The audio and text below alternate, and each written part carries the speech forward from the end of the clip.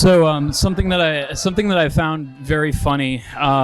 So I don't know. As I started kind of delving into speedrunning for my Twitch channel, because I was so fucking tired of doing music all the time, I started noticing something very Freudian about kind of what. Come on, like.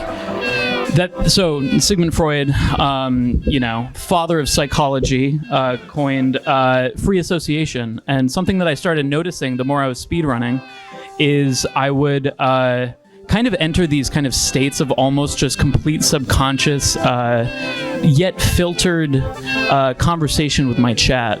And something that I found is... well, music is fucking stupid, but also that psychology was something that was like actually something that seemed helpful to a lot of people. And I, being somebody who dropped out of psychology for the sake of music, I figured, who's better to armchair psychology people, right? So anyway, all right. So, oh, you're all fucked up, aren't you? So the way this is gonna work is I'm gonna have you guys line up, come up and tell me your problems, tell me your situations. Obviously, if it's your friend, asking for a friend, like, yeah, I get it, it's cool. And what I'm gonna do is try not to give you the worst advice imaginable. So if anyone's got any fun, traumatic experiences, feel free to come up to the microphone, line up, and in the time of this panel, I'm going to try to do a 70-star run of Mario 64. So here we go.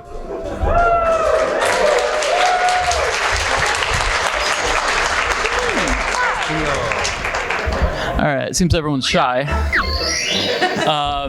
So I will open... Oh, okay, here we go. I didn't introduce myself. Who am I, Andrew? Who am I really? Who are any of us really? Also, I didn't sleep last night, so this is going to be great. Hello, friend. Hello.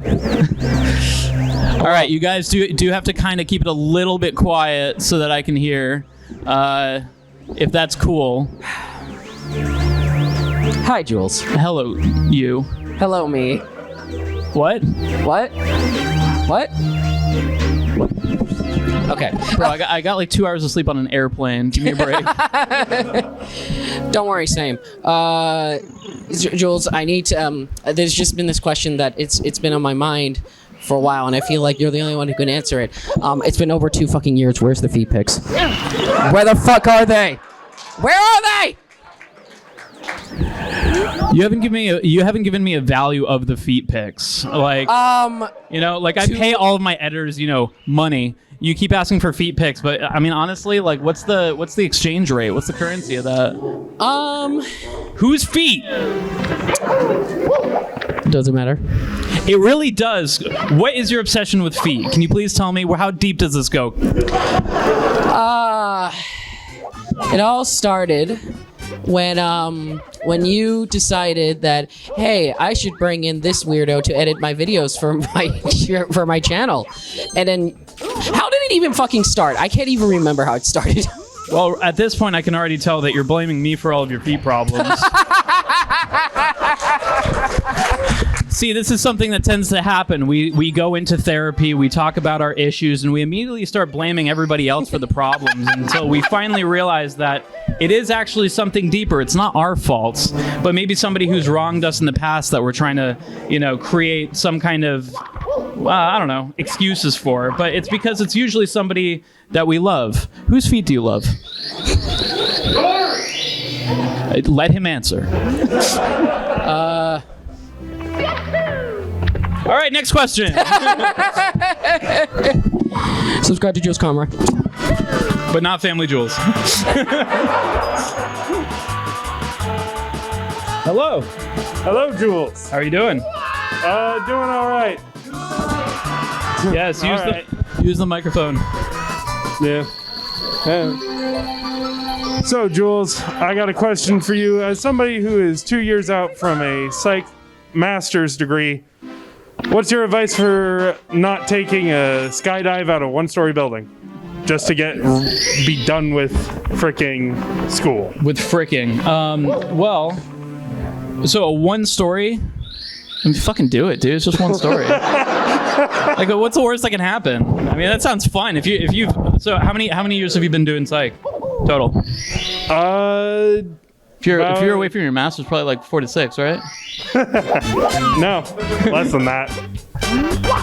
Damn. Where's your psych school? No, I mean California. California. All right, yeah, same. But so what got you into psychology in the first place? Just the desire to actually help some people to know a little bit about how the mind works. Why do you want to help people? Because I always felt that I was at my best when I was being able to lift other people up. Who helps you? A lot of people. Yeah? Got a big community that helps me. That's awesome. I feel like a lot of the time, the people who end up going into psychology, I mean, there is the meme that the therapists are the most fucked up ones of all, but what's interesting about people who, sad, is that, how do I explain it? A lot of people will feel this sense of kind of like, it's like a dopaminergic hit when they're able to kind of help somebody through something. And it's always so much easier to help somebody else, right? Because you're not only able to look at it from an above kind of bird's eye view, but also like you can kind of keep your emotions in check. And when we're deep in those emotional states, it almost becomes impossible to have any kind of, I don't know, sound logic, but like I feel like a lot of the time these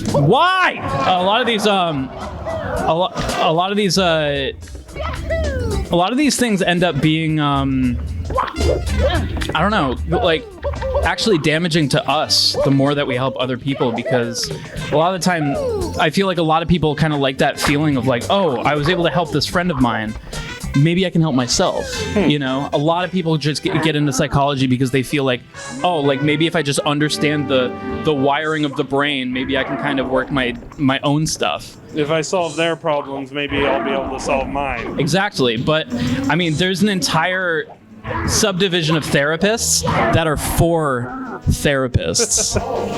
So yeah, like therapists need therapists too. And I think one of the most common things I hear is people just saying like, oh, I can't do therapy. It's too expensive. There's other people who probably need it more than I do. You know, I'm not really that fucked up. And then they go and, you know, cry into a handle of Jack, you know, like immediately after. Like it usually tends to be the people who tell themselves that like they don't need help as much as the other people who need the help the most. And those are the people who actually end up, you know, trying to learn psychology and trying to learn that for other people. But the biggest mistake that I think people do is that if they're successful in helping other people, be it their friends, their Discord members, their chat, what tends to happen is you start giving yourself this false sense of security that, oh, I don't need the help that I probably do need. So I don't know. This is something that I see a lot of the time, because I think everybody in this room has probably had a situation where they felt really good helping out one of their friends with some kind of issue that they were going through with. So I don't know. It's something I've been thinking about a lot, and I mean, I think you're going to stick through it, and you're going to be a great. Are you going for psychiatry or psychotherapy? I'm the microphone. Specifically going for school psychology. Yeah. So specifically, like kind of like a school counselor kind of a thing?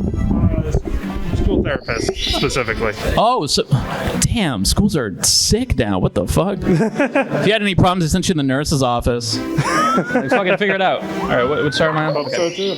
But yeah, well, thank you so much, man. I appreciate it. Yeah, good luck with that. Something that I've been thinking about a lot is actually the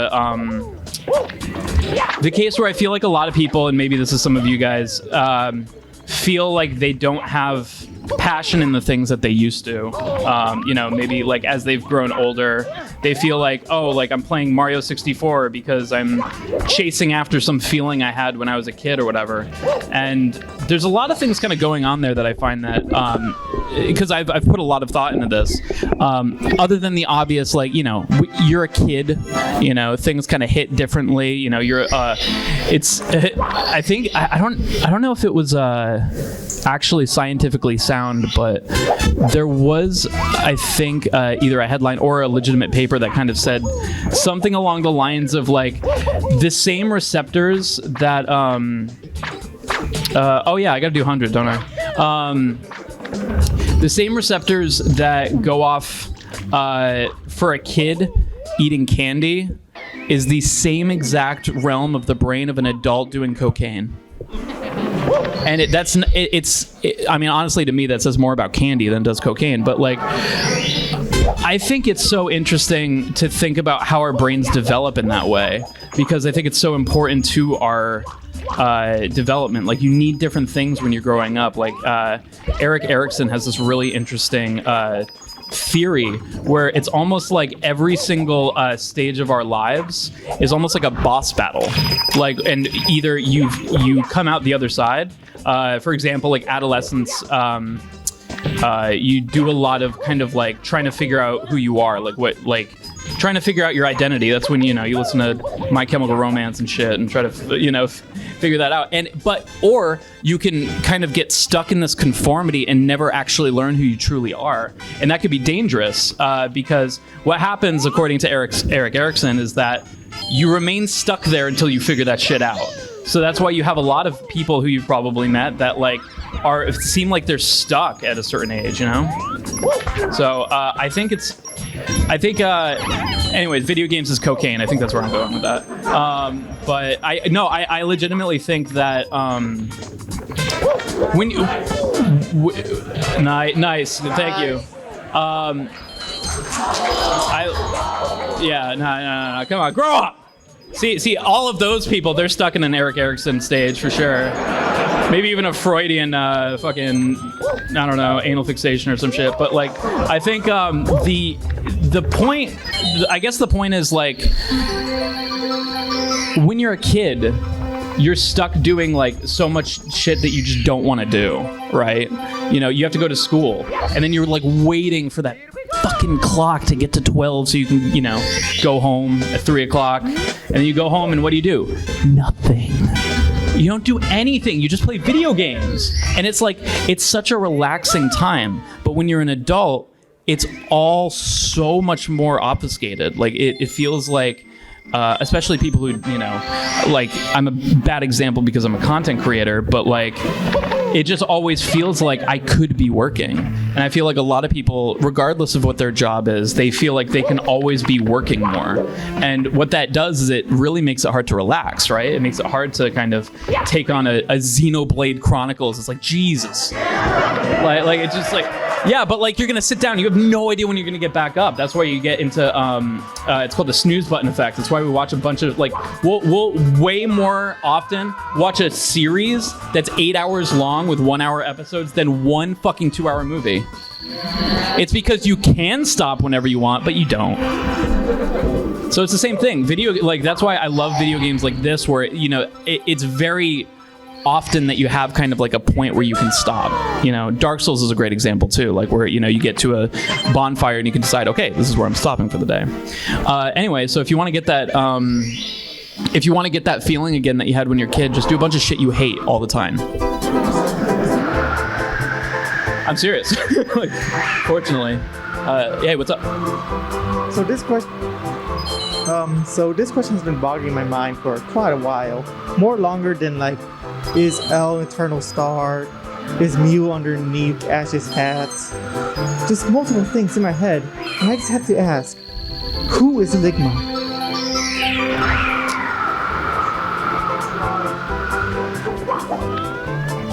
Who do you want Ligma to be?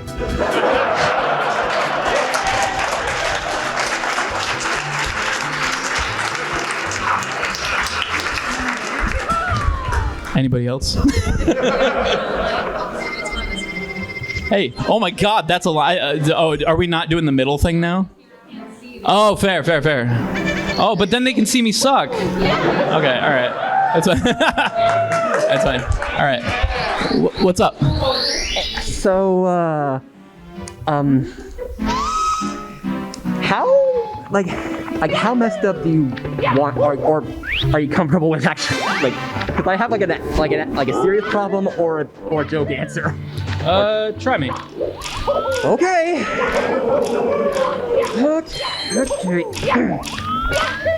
All right. So. Okay.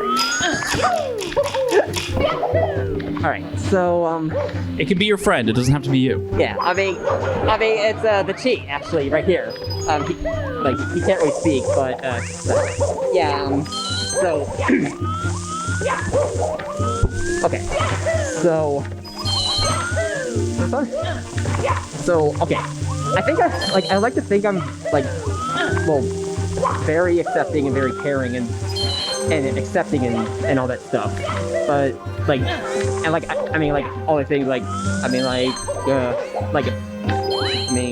accepting of people regardless of religion or race or anything, or even sexual preference or whatever the right words are. But I still every now and then something just there's something that just kind of gets, or something nagging me in the back of my mind whenever something like that, or okay, so what make sure that I'm reflecting this right. So you feel like in general you're kind of, thanks Bowser, yeah. So you think that you're kind of you think of yourself as a caring person, somebody who's empathetic, yeah. But sometimes when you are expressing these things maybe, or thinking about these things, there's something nagging in your mind. It's more like that. When I'm facing something. I tried forward facing Mario. Like that sometimes face. No. I'm when I'm facing some of these other things that I'm not familiar with as much. Okay.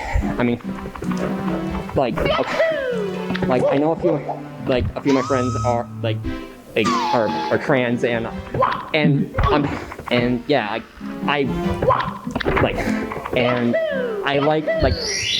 they're good friends, but even when there's for some reason whenever I think about it, there's something in the back of my mind that's thinking I shouldn't accept that, even though I know that it's just who they are.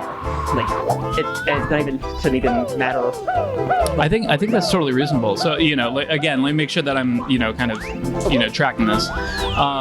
So you feel that it's there's something in the back of your head that feels like there's this nagging, not feeling okay with accepting somebody who's maybe trans or somebody of a different sexuality that you might not understand or might not, because the fact of the matter is to put yourself in the mindset of somebody, let's just use transgender as an example. These are people who are, a lot of the time deal with gender dysphoria and have to go their whole lives feeling like they don't even they don't feel comfortable in their own skin, in their own gender, in their own ways that people have to, by society accept them or not accept them, right? So it's totally understandable because this is not something we all deal with, So I think it's okay for you to kind of acknowledge these feelings that you have and acknowledge them, and also know that these are almost kind of like emotions that we feel, and the best thing that you can do is feel just constantly remind yourself of the logic of it. It's just there is it's not a black and white world out there. There's a beautiful spectrum of colors of people's personalities, sexualities, everything. And you don't need to understand all of it. That's actually the magic of it, is that you can learn from the people around you. So I think that there could be something that maybe makes you afraid of the unknown. And I would urge you to stare that kind of feeling in the face. And yeah, just like that.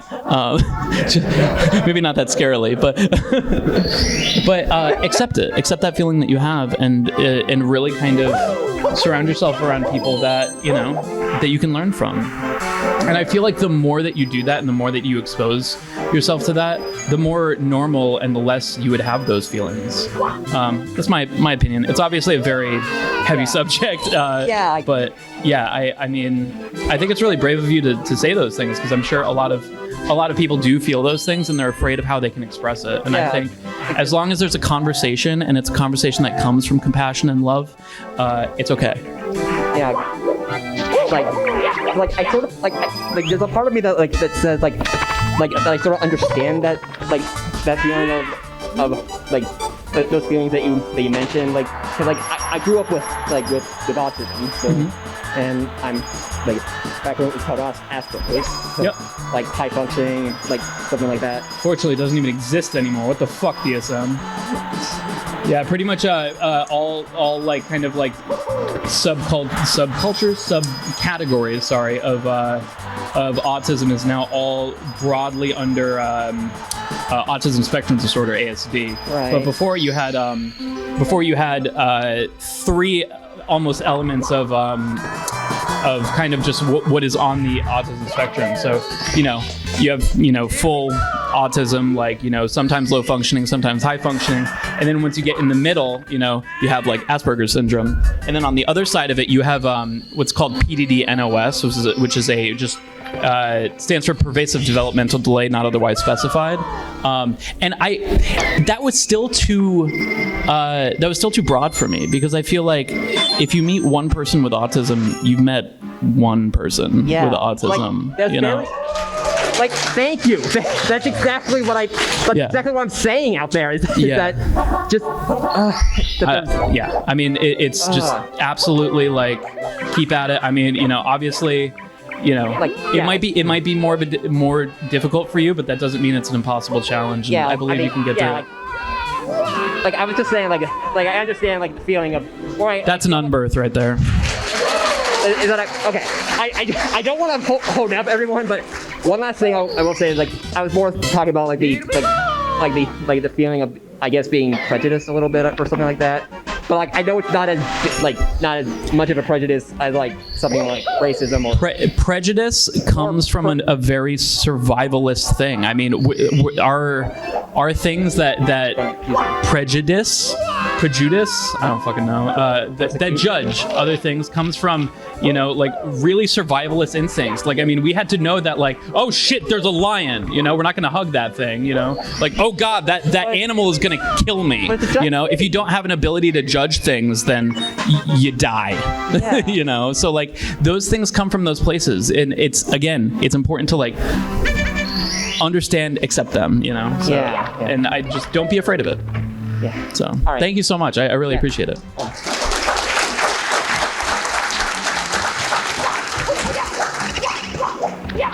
Next victim. Hello.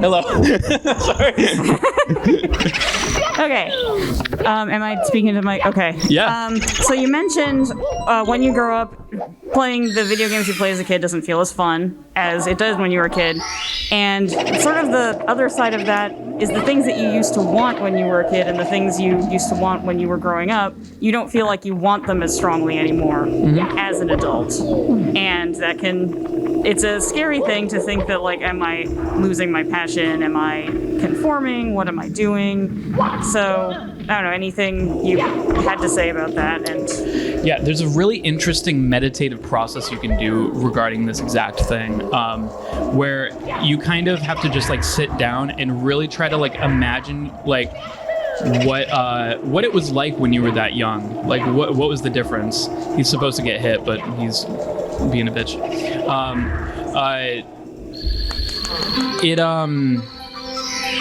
If you take some time and really kind of put yourself, really try to take in all the details of one specific moment that you have, or you had maybe when, for me, I had a really rough time feeling I didn't have as much fun recording music anymore, because it's my job now. I literally do it 24/7.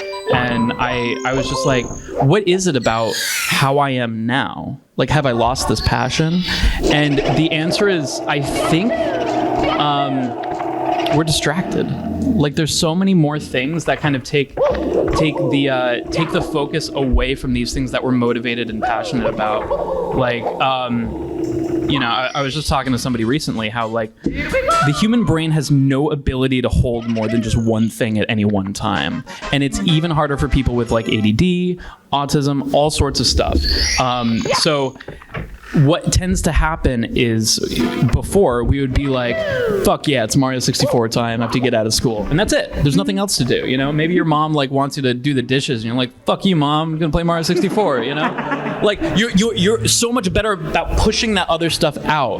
But now as like you grow up, you start actually experiencing these consequences of not doing the dishes, you know? Like, and so it becomes much harder to, okay, bunny. No! Slippery bunny. This is my mom trying to make me do the dishes. Come here!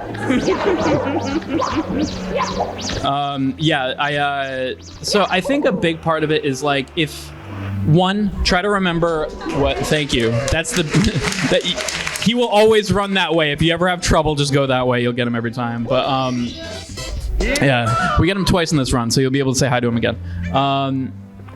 The one is the meditative practice of trying to put yourself in that specific moment of maybe like one time you felt like overwhelmed by kind of like, you know, this flood of serotonin from like the stuff that you're doing. Because like like I don't think a lot of people know the difference between all of the different neurotransmitters. So you have dopamine, which a lot of people know, obviously. That's actually more of a hit. So, you know, when you nut or you get a good fucking split or, you know, whatever, you play a good game, you know, or something, you get a dopamine hit, you know, and it's fleeting. It goes away. Serotonin is actually your brain's, it's the mood stabilizer. It's, oh, thanks, Mario. Let's just fucking... So that's the opposite of a dopamine hit. I just felt but you know what? It's okay because I'm gonna get the star and then I'm gonna get dopamine again. Okay, cool. But then it's fleeting, right? So the serotonin comes from the act of playing Mario 64. I'm feeling like, you know, this is something that I'm doing to kind of balance my mood and kind of keep myself from going like, whoa, and getting manic or depressive or whatever. Obviously, it's a different, you know, spectrum for different people. But you awake? You awake out there? Oh shit! I fell asleep. So then you have endorphins, which endorphins come from working out. Like Mario's feeling the endorphins right now, you know, because he's about to die. No, he's fine. And then you have oxytocin, which is that's the stuff you get from Death Stranding. So I'm glad more than I just played that game. What the hell? I thought that it was but that's kind of like from just general like. It's the good feelings you get from like, you know, when you talk to somebody. I fucking missed it. Okay. So I like being able to understand these things because it kind of helps me understand like, okay, is what I'm doing just kind of like I'm looking for like a quick dopamine hit, you know, or am I looking for something that's actually trying to like stabilize my mood? So I try to look back at that time where like I felt good for a long period of time. It wasn't just like a hit. And then I meditate on that exact moment. How do I feel? What's around me? What am I doing? Things like that. And the other thing is just do shit you hate all the time. No, I honestly just, yeah, things are different. I mean, and I think it's good to keep trying to do those things that you're passionate about, but also keep yourself open to other things. Like setting your ass on fire. Thank you. I hope that answers. Thanks. It does. Thank you.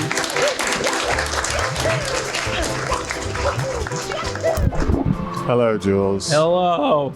So my problem is related to the fact that I have a phobia of dogs, which apparently isn't super common, but common enough. A family of dogs? A phobia. Oh, a phobia. God. I thought you gave birth to dogs. No. That's not a psychology question. So you have a phobia of dogs? So the thing that stems from that is I really don't like seeing pictures of dogs, but how do I hate less on that? Because that's a problem. How do you hate less? Yeah, how do I hate less? Why do you think you have a phobia of dogs? Good question. Do you, I mean, they make me really uncomfortable. Okay. Just like because it's a lot of stimulation, and I have stimulation issues because I'm autistic. Okay. Yeah, dogs are very overstimulating for sure. I mean, you could just not prefer dogs. I mean, I think that there's a balance somewhere in the middle there. Like if you have an actual fear of dogs, like a lot of the time that could be stemmed back to like, oh, you know, you might have had a family dog that, you know, beat the shit out of you or something. You know, like it happens a lot, and like it becomes confusing for people who that happens so young that they almost don't even remember it. It just like gets embedded in their subconscious that they're just like, why the hell oh, here we go. Yep. It wouldn't have counted anyway. Yeah, like I think it's I think it'd be worth it to, talk to your family. It'd be like, hey, has there ever been a dog incident that ever happened? Because it might just be like super embedded. It might be like a very early trauma, and I mean, that's unfortunately not something that's going to be an easy like, oh, there we go, now I just stopped it, you know. So like that bully kill. The what? Like that bully kill. Yeah, that bully might. Yeah. I mean, that's not the way to deal with bullies. You know, don't throw them in lava.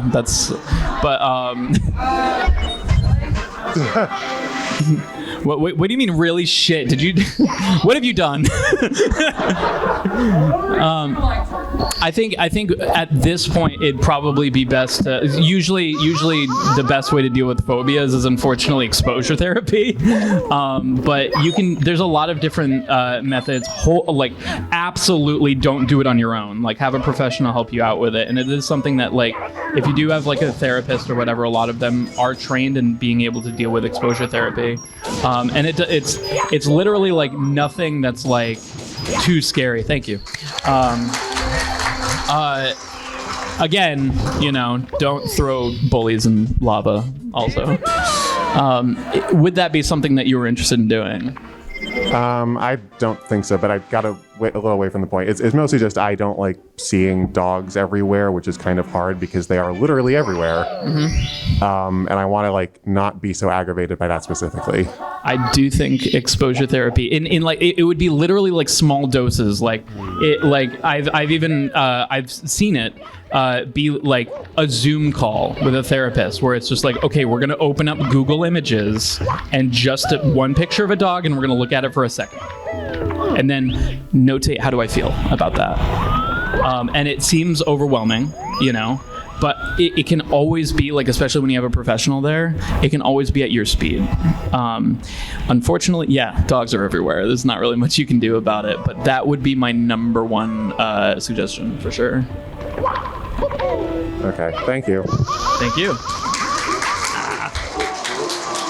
This is my biggest bane. This is the hardest trick in the whole run for me, I think.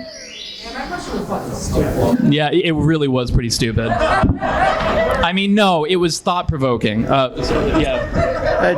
Hi, Jules. How you doing? Well, not as good as you are right now, I would say. So, you were saying? Anyways, my question, I actually wrote this out because I had to articulate all the details. Okay. So I graduated from university in December 2021, but as a newly in the workforce adult for the first time in my life, I struggle with making friends. I've tried almost anything to connect with people, and despite a lot of people liking me, most of the ones that like me, I feel drained by them, and the few people I tend to like usually are kind of distant from me. And this is despite me feeling like I've tried almost everything except for moving away from where I live.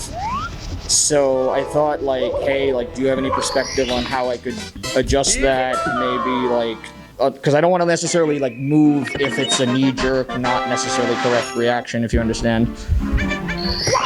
So, again, let me just reflect. So you feel that, do you feel like you have trouble finding kind of, emotionally fulfilling friends? Maybe friends that... what is it about them that makes you feel like they're draining on you? So I think, and I don't mean to judge anyone that I don't necessarily like because they're still good people, but for me, it's that I feel I'm super duper extroverted and want to do a lot of things outside the house. And while they're nice people and good to have as support if I'm doing in a rough situation, it's not fun hanging out with them. And having a few friends like that to me is okay, but when it's literally everybody that's like that, there comes a point where I feel a big void on, the fun parts of life. And doing a lot of those things alone also feels a little bit not as fulfilling as the few times I get it with like people once in a while, if that makes sense. For sure. What would be like the... Say you have like the perfect, thank you. You have like the perfect friend, right? Somebody who fulfills you in the ways that you want and feels like you could hang out with as much as possible, and you wouldn't really feel tired of them. I'm missing a star for sure. Coins, I would say. Coin? No, I don't do coins here. Oh, okay. You mean reds? Just No. echoing you guys. No, I did log. Log is over there. Whatever, I'll figure it out. Yeah, we did that one.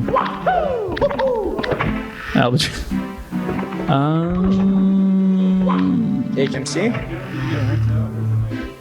Free toads later. Nah, I don't do hands. I do feet.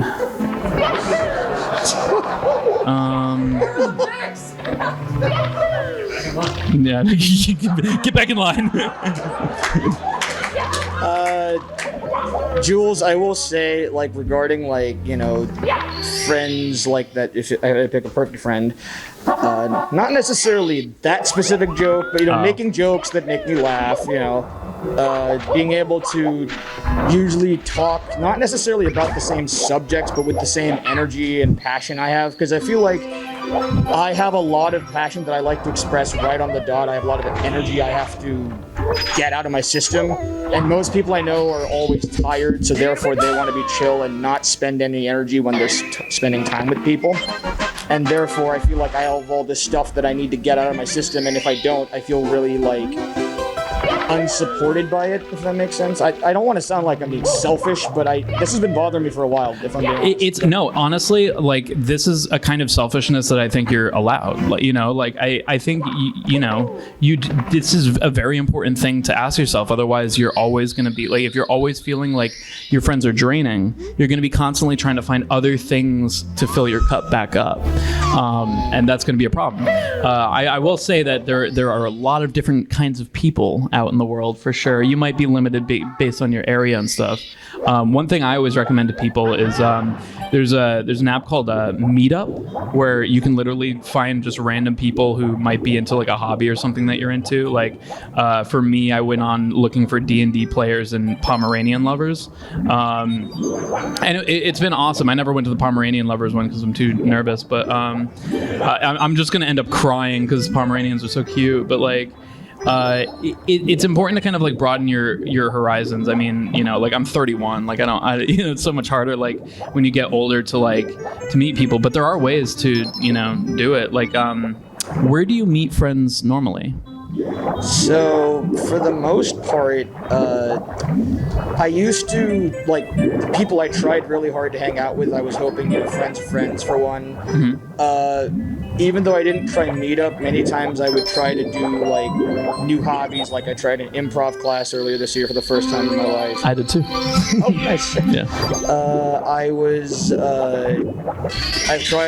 I remember I've been to a few cons this year, and I've tried, like, adding a lot of people in Discord to see if they want to game online. I think, like, the only thing I really haven't done much of is try to hit up, like, old friends from years ago. But that, like, I don't know, I guess I'm feeling a little bit uneasy about it. It's not easy to do it, but I feel like a lot of them, it might also be my area, it just might be like the way people are where I live, but it feels like generally people are a lot more laid back, and that's fine to an extent, but I think that might be contributing to this, I guess. It could, but I mean, it literally just, I feel like loneliness is something that does not ever ever feel like it makes things go by any easier, let's fucking go. Oh, nice! Nice! I think I've never done that in my life, so. yeah, front sub's a little bit tricky. I would definitely recommend trying to. I think the improv class is a great thing. There are also other classes. Do you like workout, exercise, or into fitness at all? Oh, I guess that's the other thing I tried doing this year. I started playing hockey. Oh yeah. So yeah, I think you're on a great pace, but it's not gonna get fixed overnight. You know, you're definitely always gonna be leaning towards the friends of friends kind of situations and stuff. And that's usually the ones that are going to be the easiest to connect with, because it might be hard to even, like, if you do meet somebody who kind of hits this, this threshold of like feeling extroverted and feeling like they really want to, dive into the things that you're excited about. You might not even learn that about them, like if they're on your hockey team, unless you go out for beers or and well, that's what the team does. Yeah, go out to beers. Go out for beers rather. It's called beer league hockey for a reason. So. Oh hell yeah. Yeah. Yeah. Well, I mean, loneliness and stuff, and finding people who like really fill you up is something that I feel like just about everyone struggles with. So I mean, in that regard, you're not alone. As ironic as that is, but I do think that the more you kind of go outside of your comfort zone and maybe try to, like I do totally get you on the like I feel a little bit nervous about like hitting up old friends from school and stuff. I mean, it's worth a shot, it's definitely not going to be the worst thing in the world, but I'm just saying, like, I understand that kind of like trepidation for that.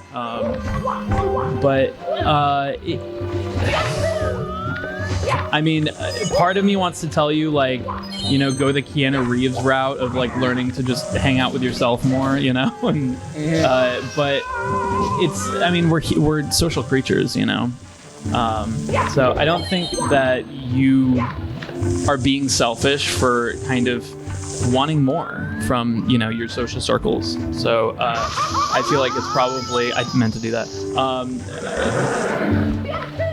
I think it's okay. I actually did mean to do that one. I don't know if that helps you or answers your question at all. It's a really tough one. Even though it doesn't necessarily give advice, I have to say it's very validating to know I'm not alone. So thanks a million for that. Absolutely. Yeah. Thank you.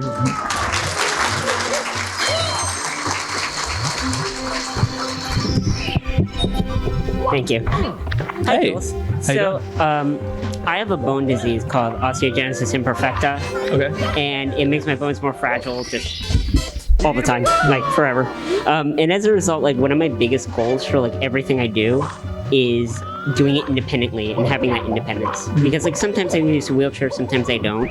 But like I prefer not to. Right. Because like as easy as it is, so like some things for me, like that kind of drives into motivation for me. And some things like I like waiting for video games. I like playing those games. Like I waited 10 years for Pikmin 4, so. Yeah. But, yeah. So like that's easy for me. Like I can just sit down and play that the second it comes out. But like there's some other things that are a lot more important. And I know you mentioned this earlier. Like I want to do like an internship in Japan, like really soon, summer, whenever I can. Right. Well done. I think that would be awesome. And I'm really excited to do it, but I feel like I procrastinated slightly. And what confuses me is, there's that motivation part, but I feel like I don't prioritize. Like, I think it's important. Like, I think that, like, going to Japan is really important, and I really want to do it just as much as I want to play Pikmin 4, right? But I feel like when, the deadlines begin to close, and I'm, like, getting help from other people and getting that done, I feel like I almost didn't do it myself. Like if I get help from somebody to say, I don't know, do my taxes, which is a normal thing, how do I deal with the feeling of feeling like I accomplished it, quote unquote, by myself? this is honestly something that I think hits close to home in the regard of I'm definitely somebody like I mean the whole reason I started YouTube in the first place is because I was tired of getting help from other people with music, you know, because I felt like I don't know, like I would involve other people, and then even if it worked out, I felt like, well, it's not really mine, you know.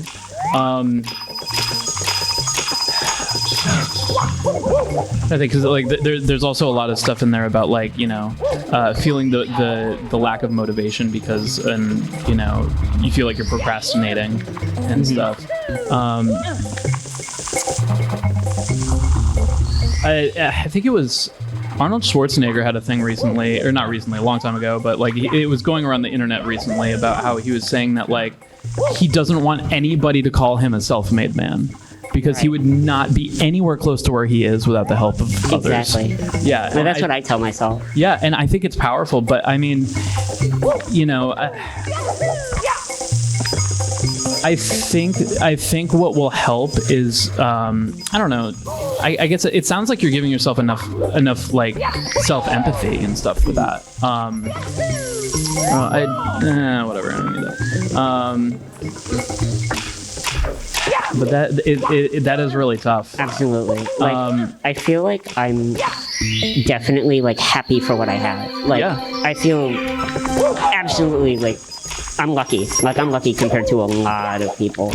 And like my condition, I don't really think about beyond like what I have to adapt. And I'm really happy to be in that position because a lot of people, even with my condition, may or may not feel sorry for themselves, and it's much harder for them. But I feel like there are just these few little things that I'm like, no, I don't feel like doing this, even if it's easier. You know, like a lot of the time, I think procrastination gets a bad rap. Agreed. Let me explain. What goes on in our brain when we procrastinate is actually, at least what I believe, is efficiency.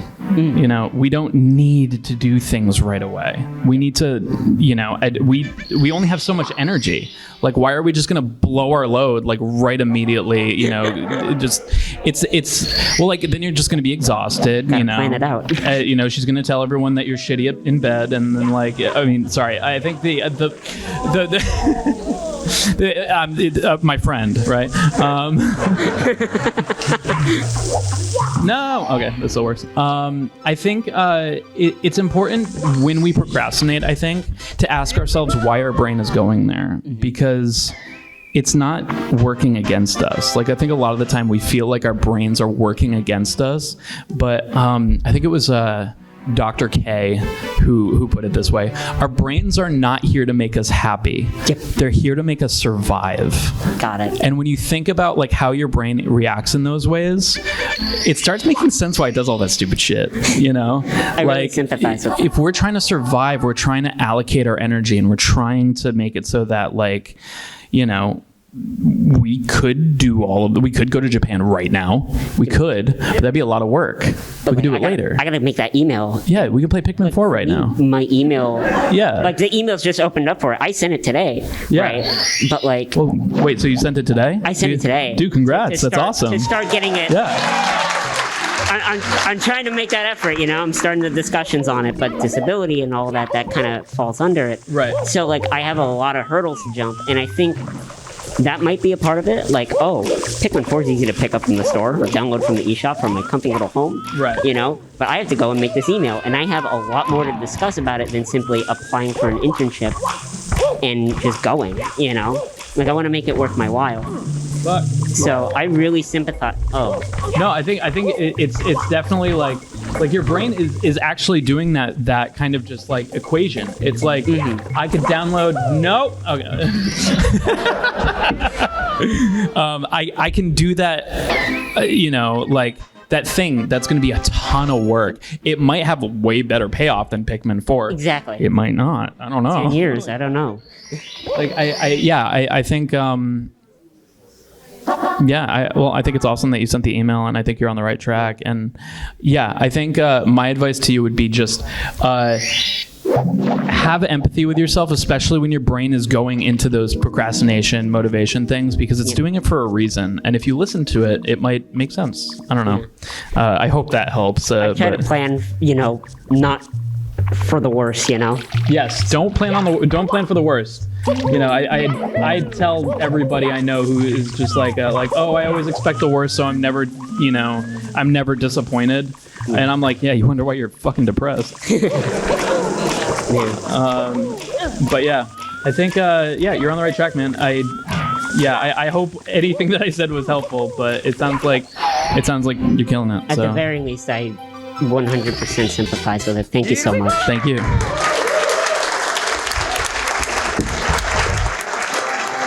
Hello.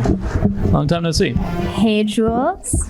First time caller, long time listener, I guess. Of course you are. All right. So, somebody with agoraphobia, sort of. Got it. And high anxiety, whose main reason, I know this is a weird thing to set here at a con, main reason that they can do the things that they can do is because they're in a codependent relationship. Any advice? A codependent relationship? Oh, more that can only do the things that they want to do because they are depending on one person.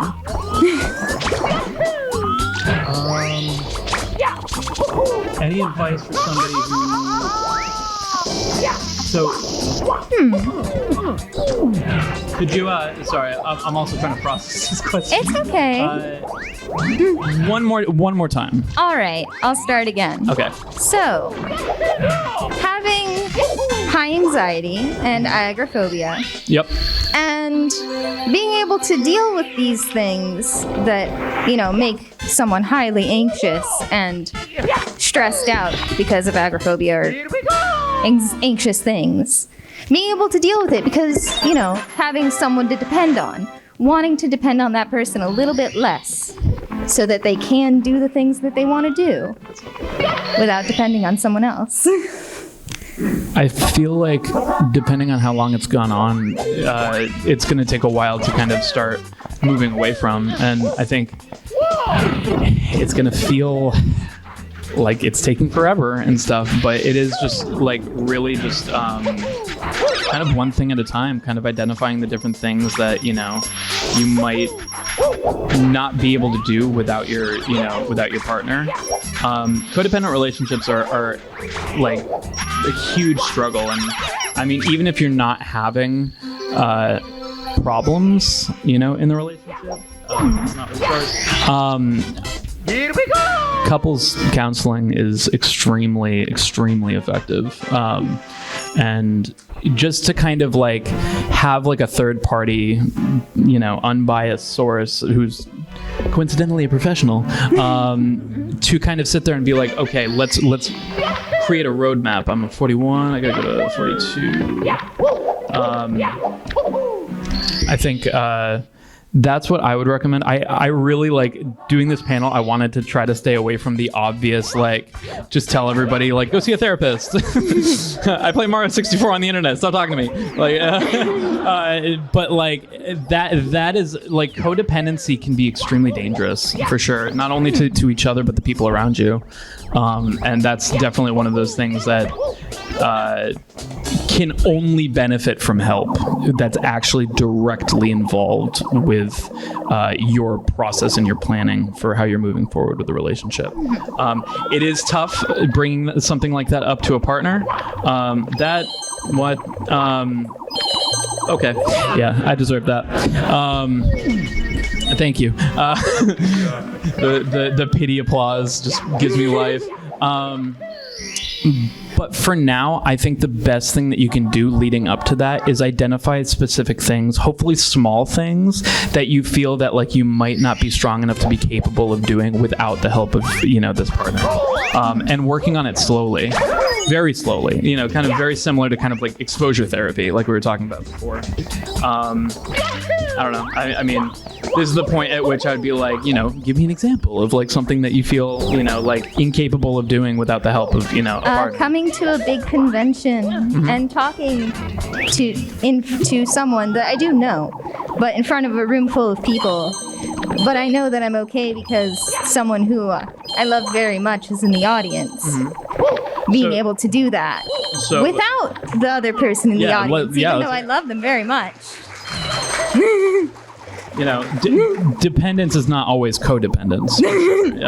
But I think then my advice would be like, try to go to maybe like a bar or something just by yourself and just like leave the second you feel uncomfortable. You could just you know, oh my God, I'm not even looking at this game. I'm invested.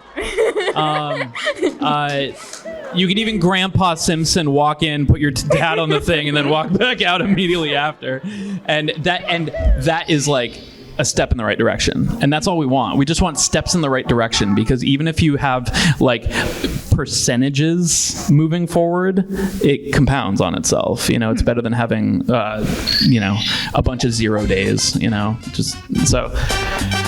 Maybe a bar is even too crazy. Just something that like maybe a class or something. Just something where you're like around people. I think classes are great, like improv classes, fitness classes, you know, cycling, whatever, jazz, yoga, whatever the fuck they're doing. Jazz. What am I thinking of? Jazzercise. That's what it is. What year is it? Anyway, so like I don't know. Does that help at all? Good job, Jules. You're doing great out here. And so are you.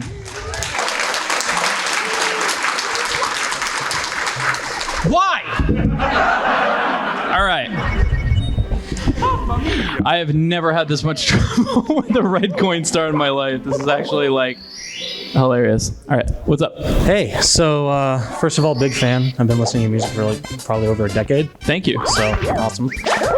Secondly, I have a Pomeranian lovers Facebook group. Let's go. Really join. Can I join it? That's a joke. Can you send me the invite? Wait, what? All right, get out of here. No. Well, my question is, how does that make you feel? No. It makes me feel a lot of warm fuzzies. Thank you. I love my real question is, are you familiar with the concept of a third place? A third place? Yes. Like in a competition? No. So it's I forget who coined the term, but it's the concept that, you know, people need like a third location that isn't work and isn't home to sort of unwind and relax in. A lot of people use this as like their church. Back in the day, it was more common to be used as like a bar, where a place where you're not obligated to spend money and sort of have a time that's separate from those other two places. It could be the gym or something. The gym, right. Something like that. But I feel like as society progresses, we're losing that third place.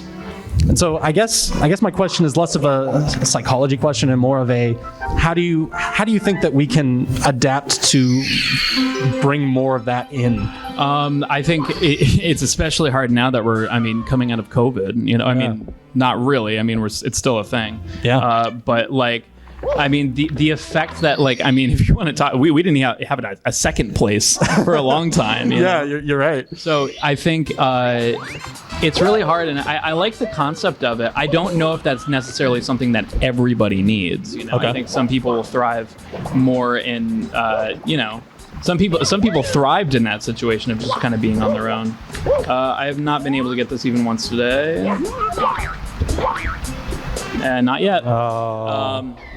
So I think it's an interesting concept, and I think it's something that if people haven't, like if anybody out there was like, that's interesting, like figure out what that fucking third place is, because like if it's something that you don't have, it's worth trying for sure. I mean, for me, I unfortunately was one of those people that kind of thrived in being isolated for so long for whatever reason, because I don't know, I feel like I was making content on YouTube and stuff for like 10 years just out of my bedroom, and then it was like, oh, nothing's changed, you know. But for a lot of people that was extremely you know, harmful to their rhythm of life, you know. And I feel like the best thing that you can do is it makes sense. So yeah, that's interesting. I'll have to think about that. Cool. But thank you.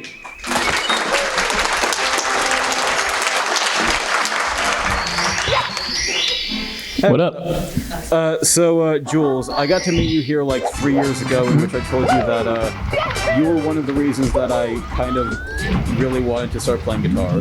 Can you speak a little bit closer to the mic? Oh, sorry. I told you 3 years ago here that you were one of the reasons that I wanted to start playing guitar. Oh, thank you.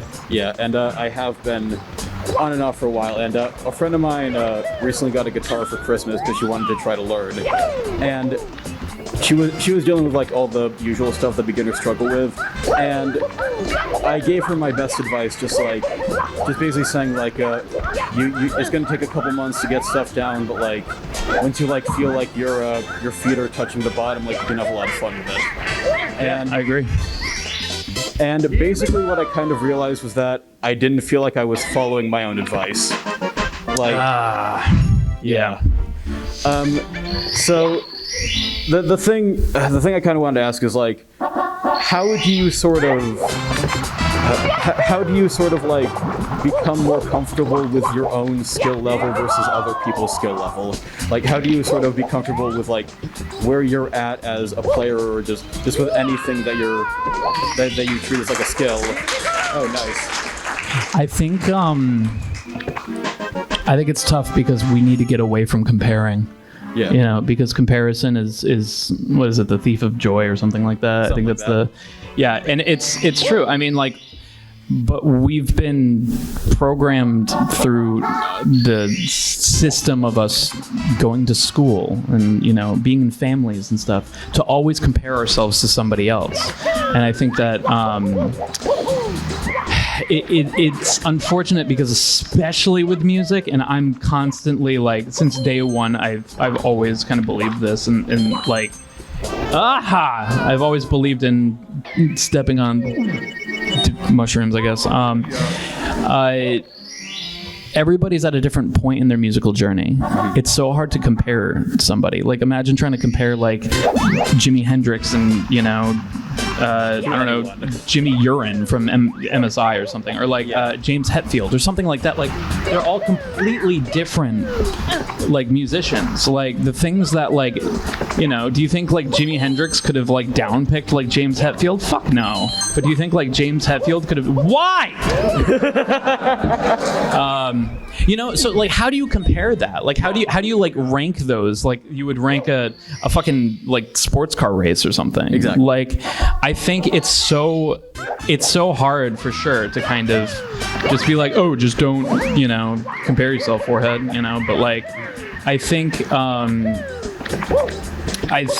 it's good to just kind of like try to remind yourself that not comparing yourself, there we go, is like comparing yourself, you'll fool yourself into thinking that that's something that's actually helping you, and it's really not.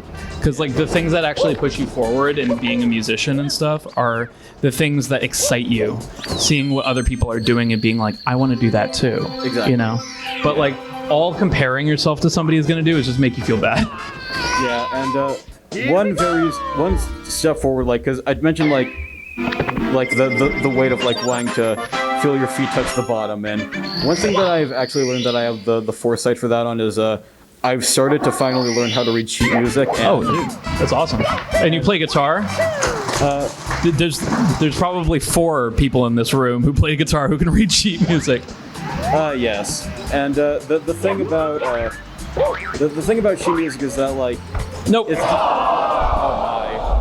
It's worth it. It's worth it to get it, man. It's so fun. And the thing about sheet music is that it's something that it's something that my brain sort of didn't process for a lot of time, like that I could like read, because it's literally another language. Yeah, it really is. So when I started to like actually try to break down like everything that I was seeing on like the sheet music, I got the sheet music for Undertale. That could be about both things here. Yeah. And I'm just determined now.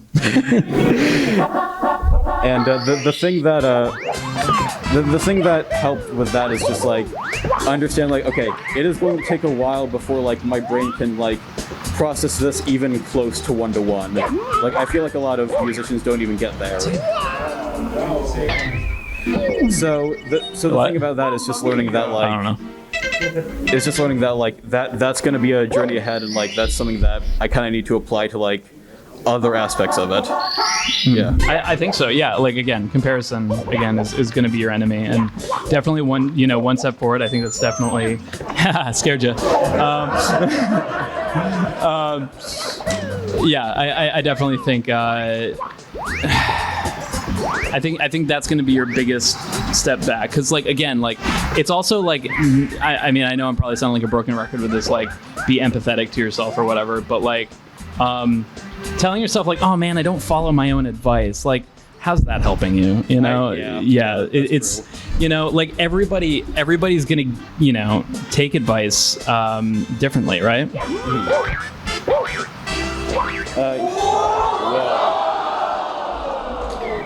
All right, I'm doing it wrong. Thank you so much, Jules. No, thank you so much. Good luck.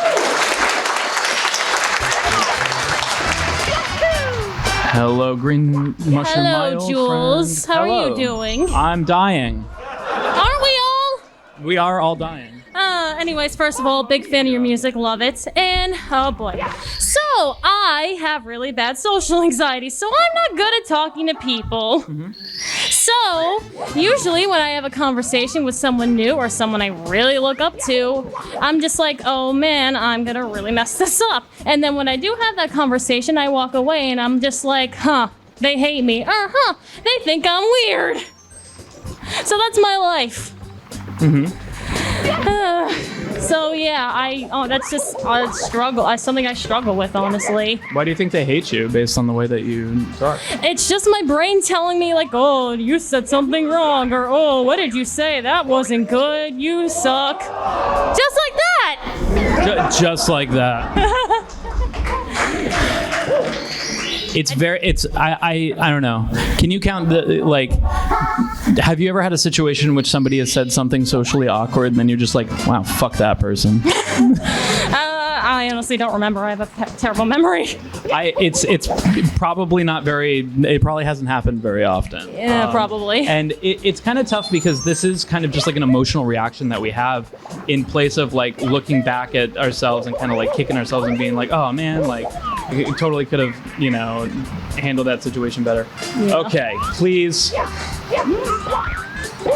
Believe in yourself, Jules. You can do it. Or not. This is the whole panel. This is just going to be the rest of the panel. It's beautiful. I hope that's all right. This is what I live for. And then I'm just going to 16-star BLJ to the end because I need to get this now. No, I think it's really tough because that's in those situations what helps the most is being able to kind of like attack that emotional response with logic. When we receive emotions, emotions aren't truth. It's information that is being, brought up based on some kind of thing that's happening. So when we feel emotional about something, like it's so easy to kind of just be like, I'm feeling this, which means this. Like this is what's happening outwardly. But that's not what the job of emotions are to do. Our emotions are really to be kind of like, put hand on hot stove. Ow! Do not do that again. You know what I mean? And just, but then, like for some reason, based on the way that we process our own emotions, sometimes we're just like, maybe I do it again. Nope. No. Maybe I do it again. So like, why is that? And the answer is because we're not listening to our emotional system in our brains in a way that works. Fine. I'll. Do it. I just feel so dejected. Do it. You can do it. No! Womp womp. Bite his fucking mushroom off. But yeah, does that kind of help? Maybe something to like, because like I think again where I would kind of tackle this problem is kind of again like identify that this is an emotional response and kind of like throw a little bit of logic at it. Just be like, has this actually been something that I've ever done to somebody? Has this ever been something that I've witnessed somebody doing? If I have, was it really that simple? So like, I think it's tough because it really does depend a lot on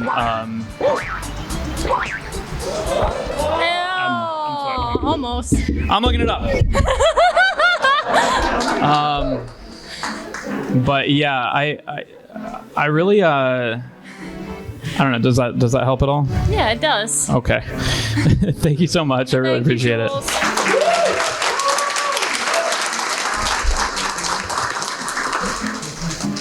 Mario 64, Jules, Conroy. You doing all right over there? No. I feel that. I'm touching the stove. Are you ready for another question? Oh yeah, absolutely. All right. Well, I think the most unusual thing about going to MAGFest this year is that despite being so many people around you, it is easy to feel lonely. Oh yeah. Because it's like, if you're trying to talk to people, at least for me, right? If I see a bunch of people, I'm like, oh, they are really cool. And that makes me think, oh no, I cannot speak. I do not want to be a burden. But it's like, how do those two things collide? The way those two things collide with each other is like making me shrivel up into a blob in the corner of the room. I mean, it's probably sensory overload for a lot of people. Oh, like absolutely. going from maybe like, I mean, sorry, just assuming you're all fucking nerds. No. Probably. We're nerds. Woo! You're probably spend a lot of time indoors playing games, maybe playing a lot of your games with your friends on Discord and stuff. To then go to this shit, it's like, oh god, it feels lonely for sure. Mm-hmm. You know, I think the best way to deal with that is to just be like, okay, yeah, that is a feeling that I feel. No, Mario, please don't do this to me. I think the most unusual part about it for me, right, is that I've been to PAX East in so many different years before, but it's been a couple years just due to COVID. I give up. So it's like, I'll go back. So like during any of those times, right, I never felt this way. So this is like a brand new thing for me. Mm-hmm. And I find that so weird because it's just like, why am I not able to talk to people now? Is it because of because like, it's like cool, but it's also like people are really pretty, right? Yeah. Like everybody. So it's like, what do you do? So are you. You okay? You know, what makes you any different? I think you're a very beautiful person. You've got a good point, and I appreciate hearing that. Mario, on the other hand, is an ugly fuck. There we go. He's okay. That's a good question, though. What does make me any different that I think about myself that way, right? The what? What makes me any different that I feel differently about myself, right? Because it's like, everything around, awesome. And then internally, it's like, no. Well, it seems like you're comparing yourself to everybody else's highlight reel. Yeah, that's true. You know, I think, it's very common, especially in this age of fucking social media. All we do is see that shit, you know? All we do is compare ourselves to others. Right, and then we see all of our friends going to Peru and, Japan and all of this stuff, and we feel like that's all they do, right? We don't see them when they're in their, pajamas, watching The Office again. Yeah. It really it sucks. It really does take just a mental toll on us when we're, kind of really trying to assess our own value. But our own value doesn't really come from anywhere else other than internally. That's something that's extremely hard to kind of, easy to say, but really hard to master. Hard to really internalize. Easy to say to yourself or to other people, but then actually internalizing that feeling is a lot harder than it sounds. Yeah, and I definitely think that same mentality of just man, I just feel like everybody else is so beautiful and so talented and so gifted, and I'm just me. I think it really. Oh no! Yeah, that's funny. How do I do this the normie way again? Can I go up here or something? Oh God, Mario, what is happening? Okay. All right. I don't actually know how to play this game very clearly. Yeah. Who's gonna let's play this game? Maybe someone in the audience. Maybe they can fucking. Yeah. I bet you he could fucking do the stupid box jump thing. There we go.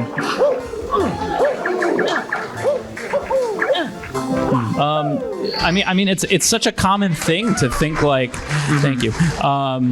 Oh, all of these people are so beautiful, and then there's just me.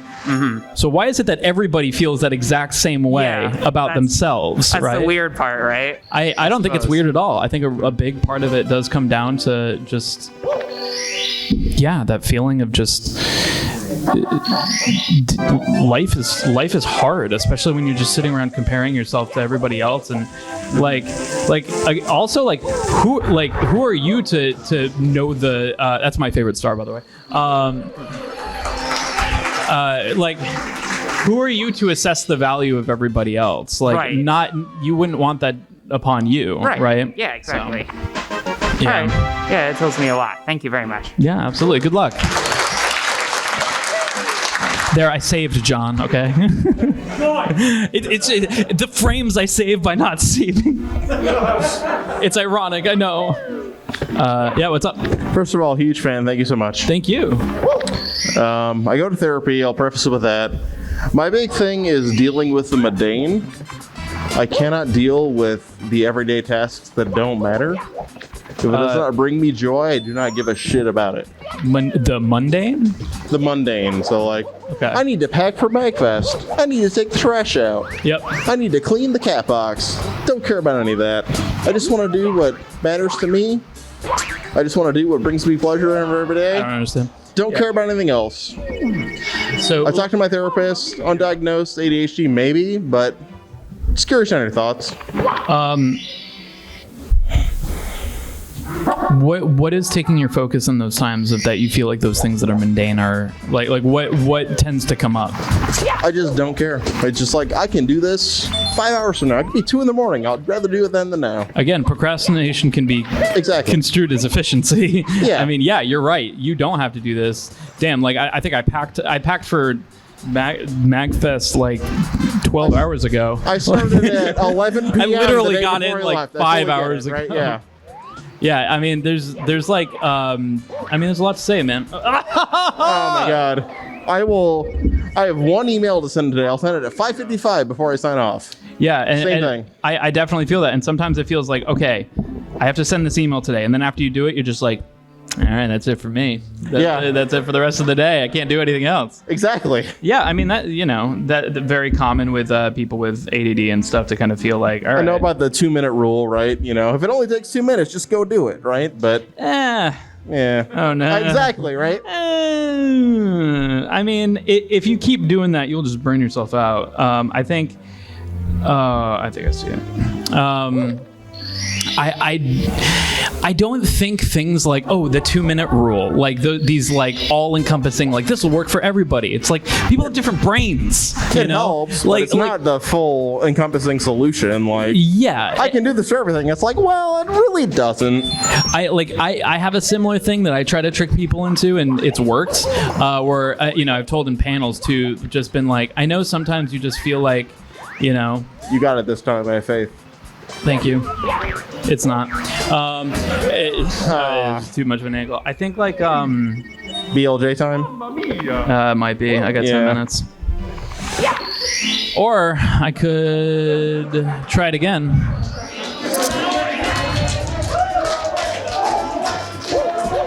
I almost do it jumped now. off Prove the me wrong. fucking edge. Just do it. Yeah. Just do it. Just do it. Just do it. I just murdered that man.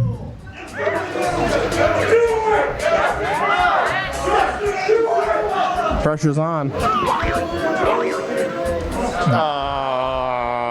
It feels like it's variable whether or not I hit it on the second one.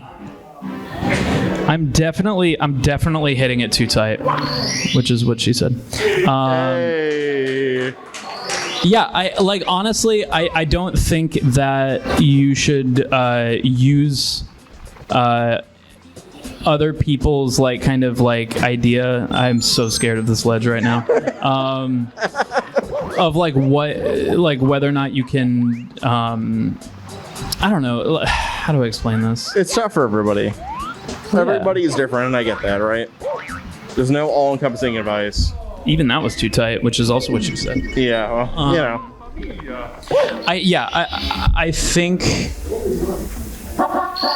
it's gonna be kind of a journey of figuring out what is important to you, because I don't think you're gonna get very far in trying to convince yourself that these things are important.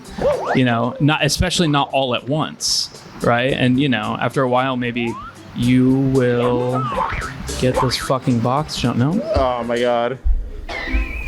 Why?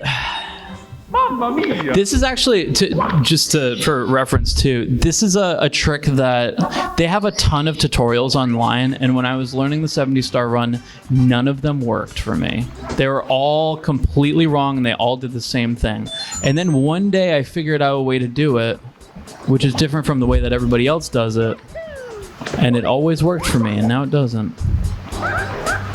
I don't remember that one. Okay. I kind of know Mip's split, but not really, so. Come on! Aww. The issue is I'm hitting that edge like wrongly, yeah. Well, like I'm coming straight down, which doesn't give me the distance I need. So I need to be kind of what did I do differently? The what? Diagonally. Diagonally. Anyway, I don't want to keep myself from the people behind me, but thank you so much. I appreciate it. No, good luck. Get the clip. Good luck, man. We'll figure it out. I'm not worried. It's you definitely are not alone with that. I think a lot of people here are feeling like yeah. I mean, how many of you guys like literally waited till the last minute to pack for MAGFest? 100%, right? Yeah. You're not alone, man. Yeah. Thank you so much. Appreciate it. Thank you. Hi, Jules. First time. Oh my God! I thought you had it.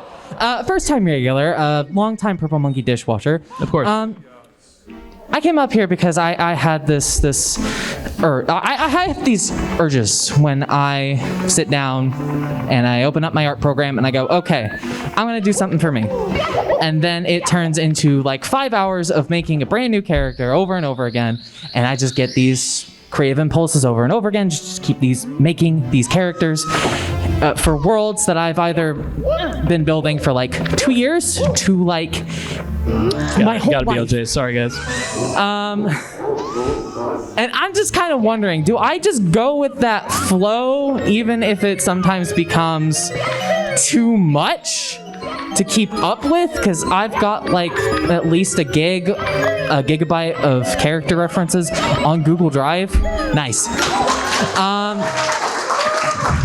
But yeah, no, I'm wondering, do I just keep going with this, or do I just like prioritize the stuff that I have like fully fleshed out and go, okay, this is what I gotta do? Is there something like this that you can relate to in a way? Of course. I think a big thing I'd say meant to do that is I really have a lot of I think it might have been Gal Gadot who was talking about like this whole concept of filling up your cup and then emptying it out, you know? And I always ask myself, like, is what I'm doing filling up my cup, or is it not? Yeah, but I can't do the fucking box, huh, Mario? You fucking bitch! Twitch.tv/FamilyJules for more of that shit. Wow! And invisible fucking walls!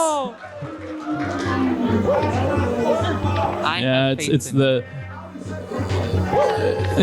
How does it make you feel? Oh, it's the invisible walls throughout my whole life. No, I think...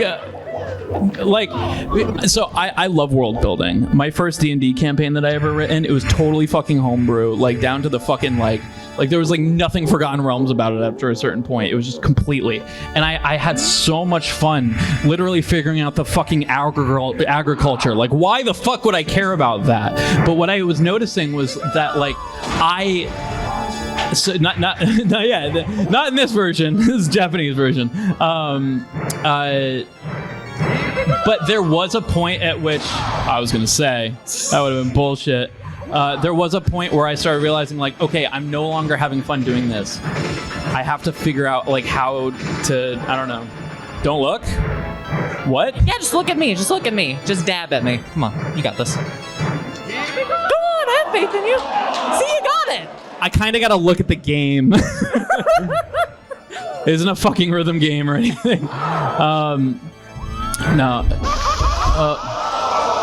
It's okay. It's okay. He's fine. Don't worry. It's fine.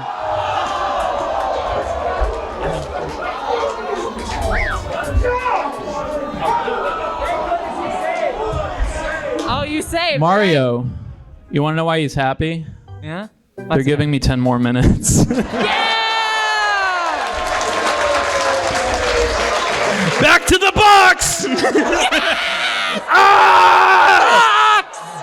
For box! For glory! And the Red Dawn!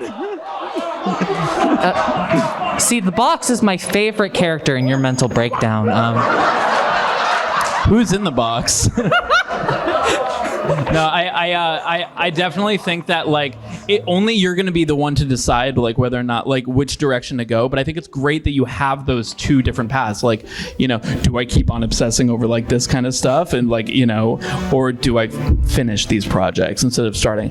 I am not a fan of this mentality of like, oh, I have to play every fucking Steam game in my library. You know what I mean? Like, come on. Like, I did that once. I like, because for me, I actually consider myself like somebody who's just like masochistically non-procrastinative. So that's why like I actually like I see other people procrastinate. I'm like, wow, that's so cool. You don't just do it. Like that's so efficient. Wow.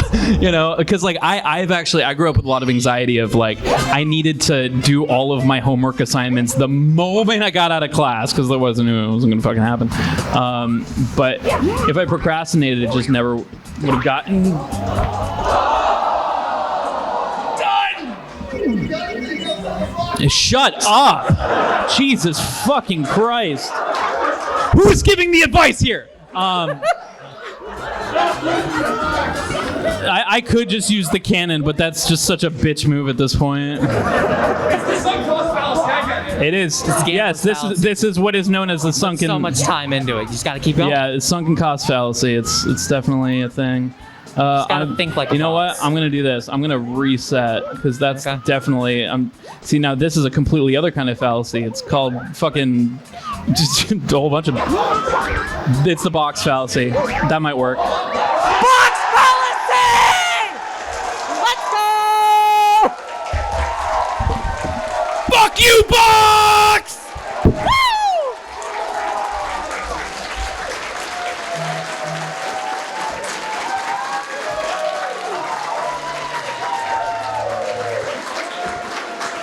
So there'll be a bod for this, right?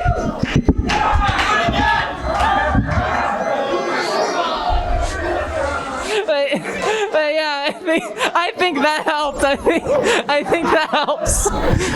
You have to ask yourself, what does the box represent for you?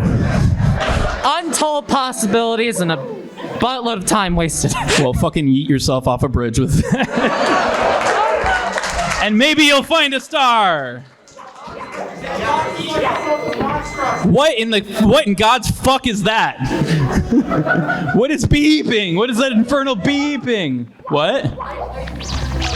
Turn on his emergency SOS on his phone. Why would you do that? Should I just go ahead He's then? like, he got the box trip! Call 911! Fuck! What's up? Hey. All right, well, I didn't have a question. I just stood in line so I could get better. I have a question. Angles. Why are you so wonderful, Nintendo Capri Sun? Why is my hand shaking? Yeah, y'all are too sweet. We all love you, Tim. Love you too.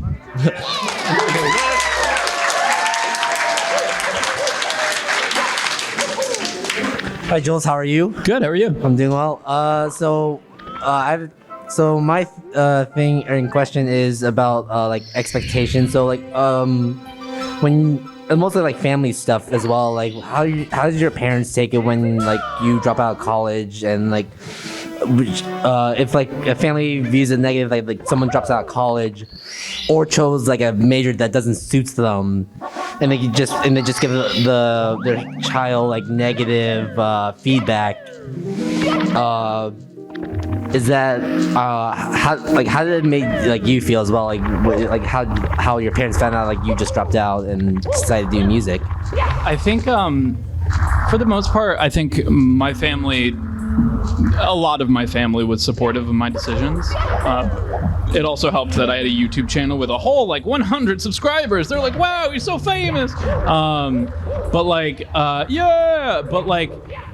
a big thing is like it does. I mean, a lot of families are different, and a lot of families like really like a lot of cultures seem to really base their own success off of the success of their children, which I don't think is fair. I don't think that that's a fair expectation, and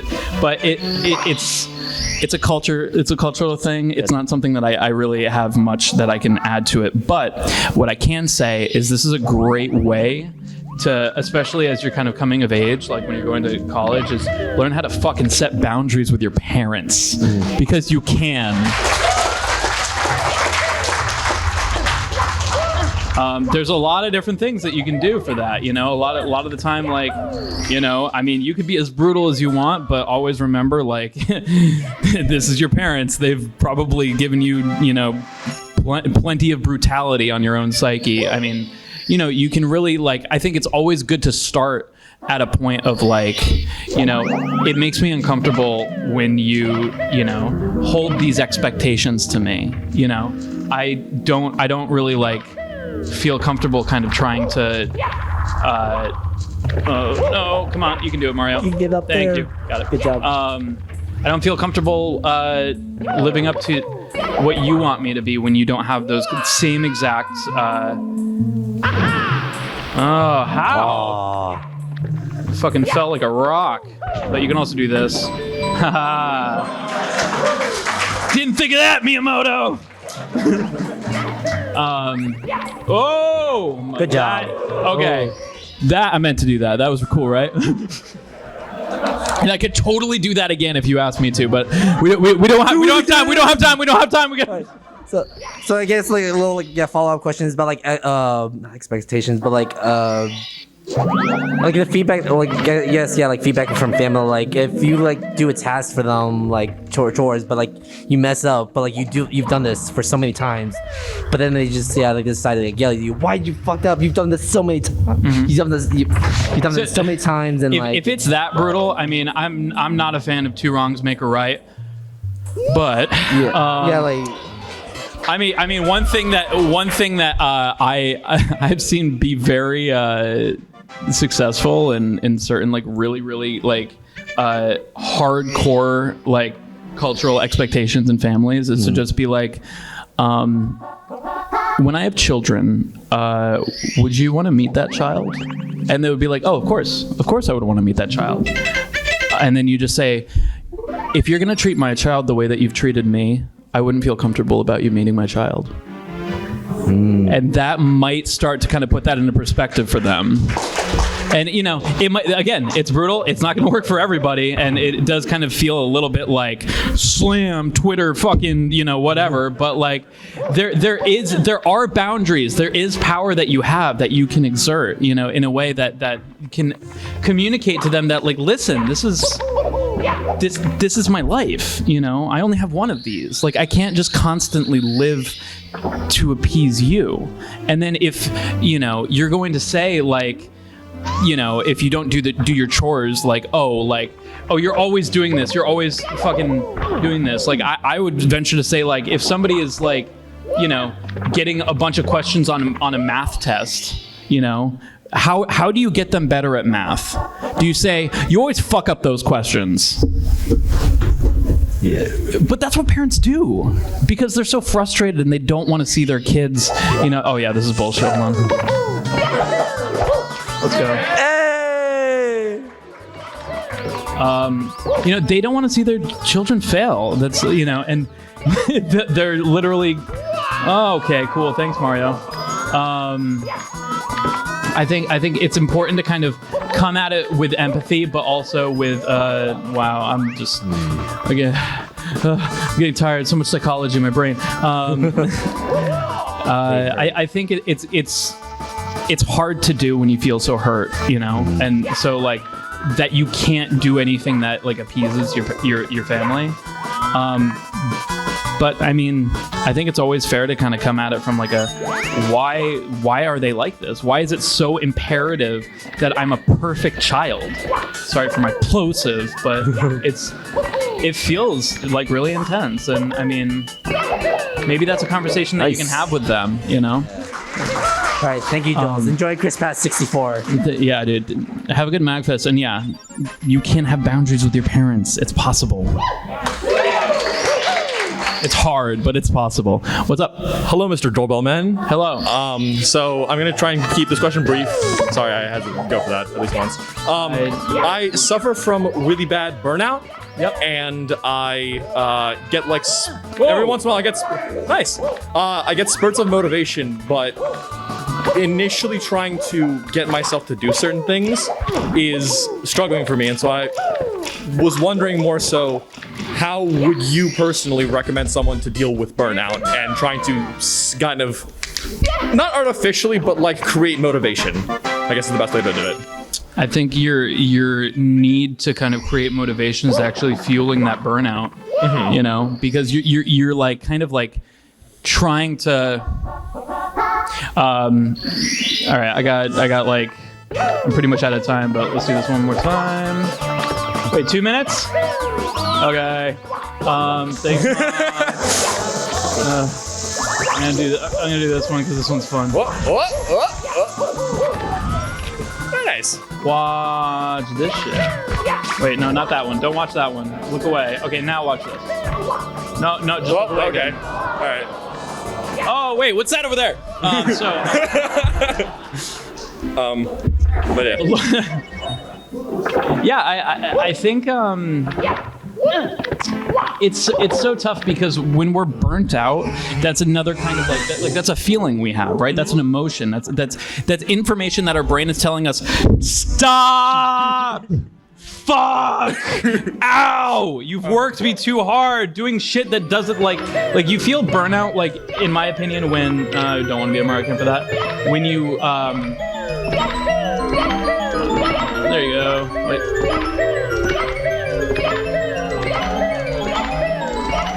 You feel burnout when you just find yourself doing the same shit over and over and over again. There we go. Like if you compare it to the like kind of like fill your cup, empty your cup with things that kind of you know, just like if something empties your cup, you know, you can kind of imagine what that feels like, right? Okay.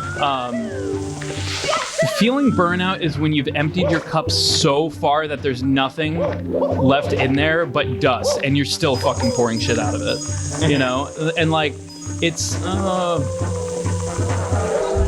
this is what burnout feels like. Can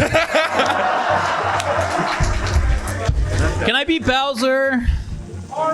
Can I beat Bowser? What if he sets up while I beat Bowser? All right. I didn't think about thinking about it of the cup ideal, I guess. Yeah, you gotta find something that's gonna fill you up, and you know you gotta find something that gives you that energy back before you keep trying to like tell yourself like, oh, I need to be motivated, oh, I need to fucking just constantly like be working and shit. Okay. So I guess just do something else. 60 seconds. All right. So is that. 60 seconds, 60 stars, 60 regrets. They're all letting me do this panel. Fuck! Oh, okay. I get 3 tries.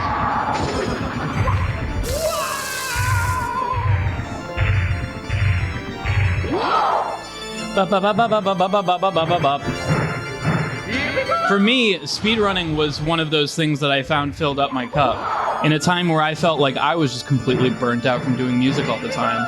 And it really ended up it really ended up kind of saving a lot of I don't know, just kind of my ability to keep making music. And if it wasn't for speedrunning, like I really feel like I wouldn't be able to continue doing what I do.